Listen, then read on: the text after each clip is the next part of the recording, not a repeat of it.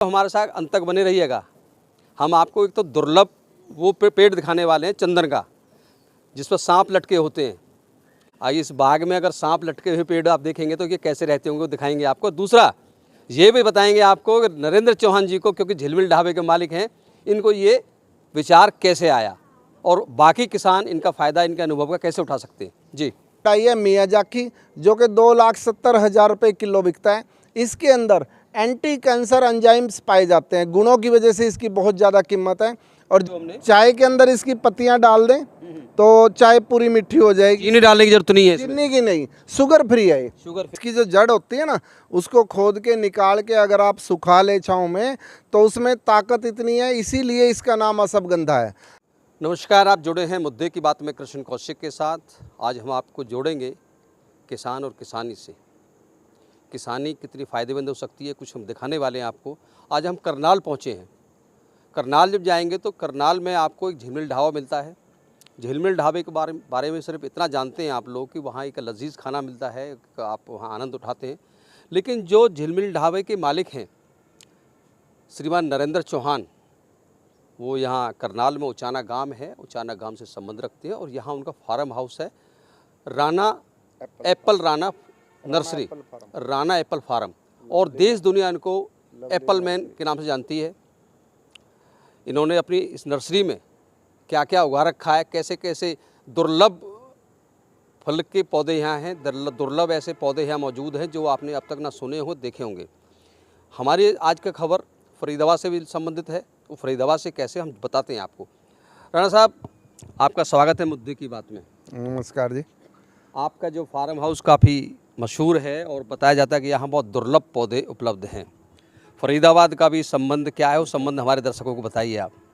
फरीदाबाद का संबंध तो ये है, जब विपुल गोयल जी पर्यावरण मंत्री थे तब यहाँ पे वो हमारे झिलमिल ढाबे पे आए थे, फिर फार्म भी उन्होंने विजिट किया था और उनके हाथ से हमने एप्पल का एक पेड़ लगवाया था जो कि पिछले 3-4 साल से फल दे रहा है। पिछली बार कम से कम 60 से 80 किलो उस पर एप्पल लगे थे। जी दर्शकों, विपुल गोयल जी ने मंत्री रहते हुए फरीदाबाद की जनता को काफ़ी सुख सुविधाएं उपलब्ध कराई, अपने कार्यकाल को यादगार बनाया और यहाँ जो उन्होंने पौधा लगाया आप समझ सकते हो उसने फल भी देना शुरू कर दिया। वो पौधा दिखाते हैं हम आपको। ये वो पौधा है विपुल गोयल जी शायद कल हरियाणा मंत्रिमंडल में दूसरी बार मंत्री पद की शपथ लेंगे, ऐसी उम्मीद जताई जा रही है। कल शपथ ग्रहण समारोह है और हम भी कल चंडीगढ़ पहुँचेंगे और उसी में हम आज यहाँ रुके करनाल बीच में। तो चौहान साहब, ये पौधा विपुल गोयल जी ने लगाया? हाँ जी, हाँ जी। अभी तक सभी किसान ये सोचते थे भाई सेब जो हैं पहाड़ों पे उगते हैं, हमारी भी यही धारणा थी। जब हमें पता लगा भाई पालमपुर यूनिवर्सिटी ने एक ऐसी वैरायटी निकाल दी 50 डिग्री तक टेम्परेचर में हो जाती है, तब मुझे ये पता लगा। तो मैं वहाँ से जा कर के उसके बारे में पूरी नॉलेज ली और मैंने ला कर के अपनी इस पे नर्सरी पे फार्म पे, अपनी नर्सरी भी है लवली नर्सरी रजिस्टर्ड, तो अपनी फार्म पे क्योंकि मुझे पौधों का बहुत शौक़ है, ला करके मैंने सेब के पौधे लगाए और उन पे फल आ गया। जब फल आ गया तो मैंने सभी किसानों को बताना शुरू किया कि आप भी अपने फार्म पे सेब के पौधे लगा सकते हैं। उनको पूरी तरह से गाइड भी करता हूँ, पौधे भी यहीं तैयार करके मैं उनको अवेलेबल कराता हूँ। ये कौन सी वैरायटी का इसमें सेब लगता है? इसमें ये अन्ना वैरायटी है जी। तो इसमें अगर हम बात करें आपसे, ये छोटा सा भी पौधा है, पेड़ अभी दरख्त बनेगा, ये बिल्कुल बनेगा। एक सीजन में कितना इस पे सेब आ जाता होगा? अब की बार हमने इसका एक टाइम में सेब तोड़ के स्पेशली वजन किया तो इसमें 82 kg 82 किलो इस पे सेब उतरा था। तो साल में एक बार देता है फसल? साल में एक बार देता है। हाँ जी, हाँ जी। तो अभी मैं आप हरियाणा की बात करूं, हाँ जी, हाँ जी। तो हरियाणा में जो आपका अनुभव है, कितने किसान फ़ायदा उठा रहे हैं इसका? कहाँ कहाँ आपने पौधे उपलब्ध कराए हैं? मैं ज़्यादा तो नहीं कहता पर हज़ारों किसान यहाँ से पौधे ले गए हैं, जो कि टाइम टू टाइम उनमें कोई प्रॉब्लम आती है तो मुझे फ़ोन करके पूछते भी रहते हैं। और हरियाणा, पंजाब, राजस्थान, उत्तर प्रदेश, इन चारों स्टेट में पूरी तरह से कामयाब है। बिल्कुल। तो दर्शकों, ये तो हमने एक पौधा दिखाया मिसाल के तौर पर, क्योंकि फरीदाबाद से संबंध है इसका। इसको विपुल गोयल जी, हम उम्मीद कर रहे हैं कल 17 तारीख को मंत्री पद की शपथ लेंगे हरियाणा सरकार में दूसरी बार। और ये पौधा उन्होंने लगाया जब ये झिलमिल ढाबे पर उन्होंने यहाँ बीच में रुके होंगे और यहाँ को नाश्ता पानी किया होगा तो उन्होंने ये पौधा लगाया पर्यावरण दिवस के मौके पर। हम दिखाते हैं और क्या है इस नर्सरी में ऐसा। अश्वगंधा, ये देखिए ये जी अश्वगंधा का नाम बहुत सुना अब ये देखिए अश्वगंधा अपने आप में वो पौधा है जिसको आप देखेंगे तो ये रामबाण है। अश्वगंधा का नाम अश्वगंधा क्यों है? क्योंकि इसमें घोड़े जैसी ताकत है। इसकी जो जड़ होती है ना, उसको खोद के निकाल के अगर आप सुखा ले छाँव में तो उसमें ताकत इतनी है, इसीलिए इसका नाम अश्वगंधा है। जड़ी बूटी है ये, और इसके पत्ते जो है ना, इसका काढ़ा पिए तो जो भी फालतू की चर्बी है उसको डाइल्यूट करती है, मोटापा कम करती है। तो बहुत से गुण है इसके। जी बहुत गुण है। बिल्कुल। ये अश्वगंधा का एक पौधा है, बताया जैसे कि चौहान साहब ने इसके पौधे जो के पत्ते लेकर हम इनका अगर काढ़ा बनाते हैं तो एक्स्ट्रा चर्बी जो शरीर में है वो सब इससे बाहर हो जाती है, और अपने आप में ये अश्वगंधा घोड़े जैसी ताकत देने वाला ये एक औषधि का पौधा है। दिखाता हूँ जी। स्टीविया। जी स्टीविया, हाँ जी, हाँ जी। ये देखिए स्टीविया है, के नाम से शुगर फ्री है ये। शुगर फ्री कहने को ये शुगर फ्री है, जी। पर शुगर से 250 गुना इसके अंदर मीठा होता है। जी। ये देखिए बहुत ज़्यादा मीठा है। जी इसकी मिठास की वजह से इसे जाना जाता है। जी ये देखिए इसका पत्ता खा के देखो आप, जी कितना मीठा लगेगा। वाकई बहुत मीठा मिठाई है इसमें। हाँ हाँ। इसे मिठाई तो खा लियो हमने। चाय के अंदर इसकी पत्तियां डाल दें तो चाय पूरी मीठी हो जाएगी। चीनी डालने की जरूरत नहीं है इसमें, चीनी की नहीं, शुगर फ्री है ये। शुगर फ्री है, हाँ जी, हाँ जी। लेकिन मीठा मीठा बहुत है इसमें। और ये अपने आप में ये क्या इसकी हम बात करें तो अगर किसान इसको उगाता है हाँ बिल्कुल तो उगाता कितना है। फायदेमंद है ये? बहुत ज़्यादा फायदेमंद है। किस तरह के मौसम में होता है? जो हमारा नॉर्थ एरिया का पूरा मौसम है, इस मौसम में अच्छे से हो जाता है। चूरों पे इसे लगाया जाता है और इसकी कटिंग से इसके पौधे तैयार किए जाते हैं, कटिंग से जड़ों से। ये एक मैं दिखाना चाहता हूँ चौड़ी पत्ती वाली तुलसा। अच्छा अच्छा। ये ऐसी कारगर तुलसा है कि दूसरी तुलसा से भी ज़्यादा इसमें खुशबू है। और सर्दियों में जो हमारी रामा तुलसा, श्यामा तुलसा मर जाती है, ये सर्दी में भी नहीं मरती। जी ये 24 ये 12 महीने 365 दिन ये हरी रहती है। बिल्कुल हरी रहती है। जी। जब इस पे बीज आ जाता है तो बीज तोड़ के हम फिर नीचे से इसको काट देते हैं, दोबारा फिर फुटाव ले जाती है। अरुणिमा वैरायटी है। अभी ये तो पेड़ छोटा है, बड़े तो बाग में खड़े हैं। अब अंधेरा हो गया इसलिए हम बाग में नहीं गए। जी ये देखिए ये है अरुणिमा वैरायटी, जो कि अरुणिमा वैरायटी की खासियत क्या है? ये आम का पौधा है। आम का पौधा है। ये पूसा इंस्टीट्यूट की वैरायटी है अरुणिमा।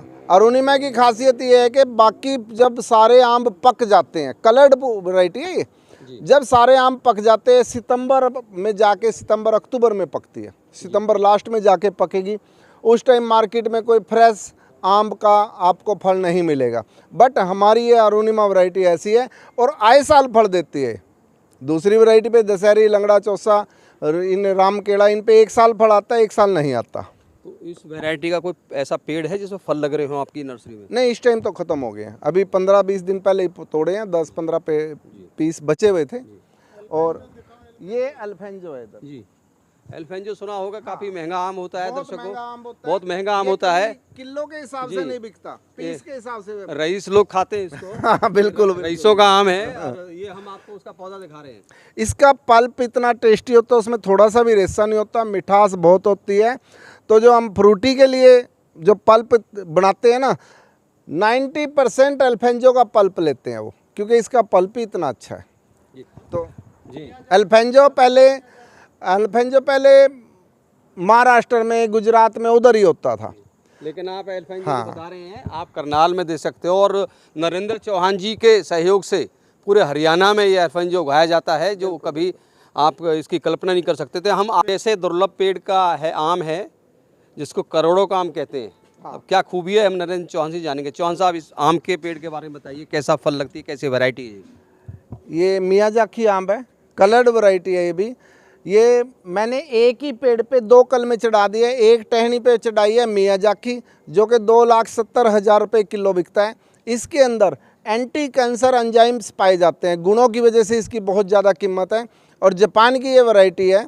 जापान में इसको एक दूसरे को गिफ्ट देना शुभ माना जाता है, तो वहाँ गिफ्ट करने के लिए इसको दिया जाता है। और गुण इसमें बहुत ज़्यादा है।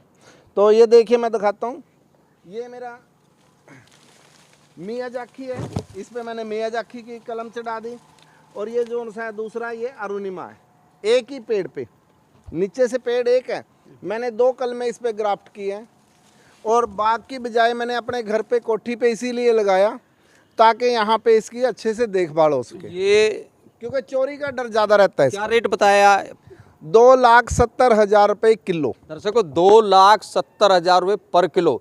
कितनी फसल इस पे एक बार में, अगर जब ये पूरा पेड़ बन जाएगा, दरख्त बन जाएगा, कितनी फसल दे सकता है ये एक बार में जब दरख्त बन जाएगा ना पूरा, जी? तो एक बार में कम से कम ये 2 क्विंटल के आसपास आम देगा। अब आप समझिए, किसानों को मैं एक बात बता रहा हूँ, अगर वो इस तरह का प्रयोग अपने खेत पर करते हैं, 2,70,000 रुपये पर केजी जिस आम का रेट हो, कैंसर को ठीक करने वाला ये आम इनकी नर्सरी में मौजूद है, तो कहीं ना कहीं अगर किसान अपने इस तरह का बाग लगाता है तो समझ लीजिए उससे बड़ा रईस कौन होगा। अभी हम आपको दिखाते हैं चंदन का पेड़। अभी आपने जी गूगल पे भी सर्च करेंगे ना भाई दुनिया का सबसे महंगा आम, तो मियाजाकी का नाम अपने आप आ जाएगा। कैंसर ठीक करने वाला आम। दर्शकों, ये है चौहान साहब की नर्सरी में बादाम का पेड़। ये बादाम लगते हैं, बादाम खूब लगते हैं। स्वस्थ रहने के लिए, ताकतवर रहने के लिए, हष्ट पुष्ट रहने के लिए हम बादाम खाते हैं। इस पर बादाम लगते हैं। अभी मौसम नहीं है तो पत्ते झड़ गए हैं इसके। तो कितने पौधे आपके जो इसमें नर्सरी में होंगे? ये बादाम के जी, बादाम के अब की बार मैंने 28,000 पौधे तैयार किए थे, जिसमें से मेरे 18,000 के आसपास बिक चुके हैं, बाकी बचे हुए हैं जो कि दिसंबर के लिए बुकिंग कर रखी है। अब दर्शकों हम दिखाएंगे चंदन का पेड़ आपको। इस बादाम की ऐसी वैरायटी है कि इस पे जितने पत्ते नहीं होते उससे ज़्यादा तो बादाम लगते हैं, पत्तों से ज़्यादा बादाम इस पे होते हैं। इतनी खासियत अच्छी है इसकी। मैंने बादाम के ये वैरायटी भी अपने आप ही तैयार की थी।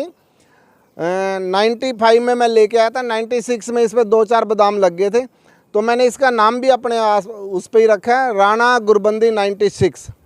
तो ये राणा गुरबंदी 96 कितने बादाम एक सीजन में देता है? एक पेड़ से आपको कम से कम 1 से 1.25 क्विंटल हरा बादाम मिल जाता है। हाँ, और हरा बादाम बेचने में फार्मर को ज़्यादा फायदा है। क्या रेट जाता होगा? हरा बादाम हमारा 120-150 रुपये किलो चला जाता है। अच्छा, इसकी मार्केट कहाँ है इन सब चीज़ की? जो भी फ्रूट की दुकान है, हाँ, सीजन में हर फ्रूट की दुकान पे, अच्छी फ्रूट की दुकान पे आपको हरा बादाम मिलेगा, क्योंकि उसमें गुण इतने होते हैं। जैसे हम बादाम को जब भी खाते हैं भिगो के खाते हैं, हरे बादाम को हमें भिगोने की जरूरत नहीं है, जैसे कच्ची गरी खाते हैं उस तरह आप हरा बादाम खा सकते हैं। गुण बहुत ज़्यादा और ठंडा तासीर में। चंदन का पेड़ आपको, वो चंदन का पेड़ जिसके बारे में आपने सुना होगा, बहुत खुशबू निकलती है, उसकी खुशबू से सर्प आते हैं, सर्प उससे लिपटे रहते हैं। तो वो चंदन का वृक्ष होता कैसा, जिस पर सर्प लटके होते हैं, ये नरेंद्र चौहान जी की नर्सरी में मौजूद है। ये कैसे रहते होंगे सर्पों के बीच में दिखाएंगे जी। ये चंदन का पेड़ है, आप देखेंगे। और इसमें से आप चंदन का पेड़ बता रहे हैं इसको चौहान साहब जी जी, कि जैसा हमने सुना है अब तक कि हमें तो इसमें खुशबू कहीं नज़र नहीं आ रही, ऐसे ना सर्प नज़र आ रहे। ऐसे खुशबू नहीं नज़र आएगी। जब इसकी लक्कड़ पक जाएगी, लक्कड़ के सूखने के बाद इसमें से खुशबू आती है जी। ऐसे नहीं जी। कितने पौधे लगा रखे हैं आपके? पेड़ कितने होंगे चंदन के आपकी नर्सरी में? मैंने नर्सरी में जो अपने लिए लगा रखे वो 80 पेड़ है, 80 पेड़। 80 पेड़ तो है। ये सबसे बड़ा है या इससे बड़े हैं? बड़ा, पहले मैंने ये लगाया, देखा भाई ये चलेगा या नहीं चलेगा। जब ये चल गया तो मैंने पूरी की पूरी लाइन और बाग में भी लगा रखे हैं। अच्छा, ये डोल के साथ ये चंदन का पेड़ पूरे दरख्त बन जाएगा, कितना समय लगेगा इसको? ये कम से कम 15 साल बाद कटने लायक हो जाएगा। हाँ जी, हाँ जी। इसकी कीमत क्या है आज की बात? हम चंदन की मार्केट रेट की बात करें तो इस टाइम अगर आप एक चंदन का गुटखा बाजार से लेना चाहें तो 10,000 रुपये का 1 किलो का गुटखा मिलता है। इतनी कीमती इसकी लक्कड़ है। तो दर्शकों, हमने देखा है चंदन का पेड़, जो अभी ये बच्चा है, ये दरख्त बन जाएगा। 3 साल का पेड़ है। ये 3 साल का पेड़ है, और ये जब ये 1 साल का पेड़ है। ये 1 साल का है, ये 1 साल का, ये भी चंदन का है। हाँ, ये भी चंदन का। लेकिन हम चंदन की खासियत एक और मैं बताना चाहता हूँ कि चंदन अपनी जड़ों से भोजन नहीं बनाता, सहायक पौधों की जड़ों से भोजन बनाता है। जैसे छोटे के साथ हमने लाल घास लगा रखी है, अच्छा। बीच में इसमें खैर लगा रखा है, नीम लगा रखा है, और पौधे लगा दिए, ये मैंने सोंजना लगा दिया। इन पौधों की जड़ इसके पास जाएंगी, वो इसको भोजन बना के देंगी। ये देखिए ना, हाँ। हम आपको नहीं बात बताते, पौधे अपनी जड़ों से अपनी खुराक बनाते हैं और वो बड़े होते हैं। लेकिन ये चंदन का जो पेड़ होता है, वो पड़ोसी जो उसका पेड़ होता है, पौधा होता है, उसकी जड़ों से खुराक बनाते हैं। अब आप देखिए, ये बच्चा है अभी, और इसमें सर्प होंगे, कहीं भी दिखाई दे रहे हैं आपको? कोई सर्प नहीं है इसमें, कोई कहीं खुशबू नहीं आ रही है इसमें से। ये सिर्फ कहने वाली बात है कि चंदन के जो जंगल होते हैं वहाँ उसमें सर्प लटके होते हैं। खुशबू तब आएगी जब पक जाएगा ये, और पकने के बाद इसकी कीमत जो है 10,000 रुपये पर केजी। अभी मैं एक छोटी सी बात बताना चाहता हूँ कि हमारे जो पूर्वज थे ना, बहुत समझदार थे। चंदन की लकड़ इतनी कीमती है, इस वजह से इसके ऊपर भ्रम डाल दिया भी चंदन जहाँ लग रहे हैं वहाँ मत जाना, उस पे सांप होते हैं, ताकि लोग यहाँ ना जाएं, इसकी चोरी ना करें, डर के मारे दूर रहें। सिर्फ ये भ्रांति है, वरना चंदन पे कभी सांप नहीं आता। अब नरेंद्र चौहान जी, हमारे दर्शकों को एक बात बता दो, जी जी। इन हरियाणा के किसानों को एक बात बता दो, देश के किसानों को एक बात बता दो, आपके मन में, आप तो ढाबा चलाते थे, आपके मन में विचार कैसे आया ये?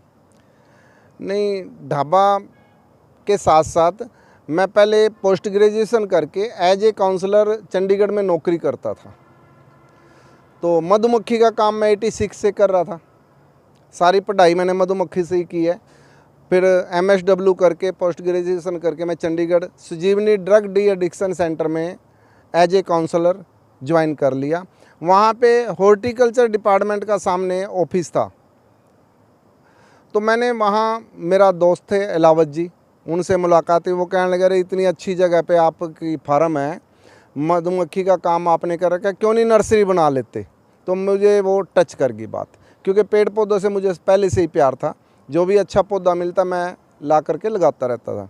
तो मैंने फिर नर्सरी का लाइसेंस ले लिया। 90 में मैंने अपनी नौकरी छोड़ दी और अपनी पढ़ाई को यहाँ पे यूटिलाइज किया। जहाँ भी मुझे लगता है ये चीज़ मेरे यहाँ हो सकती है, वो मैंने पैदा की। तो हमारे किसानों को क्या संदेश देंगे आप? मैं किसानों को एक ही बात कहूँगा, लकीर के फ़कीर मत बनो। ये गेहूं जीरी को छोड़ो, सब्जी और फ्रूट की तरफ आओ और अपने जीवन को सुधारो। अच्छा, एक बार हमारे दर्शकों को अपना नंबर बता दें, ताकि यहाँ पर वो पहुँचें और आपकी वैरायटी देखें और वो अपनी सहूलियत के हिसाब से आपसे पौधे ले जाएं आपकी नर्सरी से। बिल्कुल, ये मेरा करनाल के अंदर GT रोड पे है, बिल्कुल lovely nursery, Rana apple farm, Jhilmil ढाबे के साथ, और 94 161 12 157 मेरा मोबाइल नंबर है। जी, एक बात और बता दो, जी जी। जो 2,70,000 रुपये किलो का जो आम है, वो बेच देते हो, खाते भी उसमें से आप?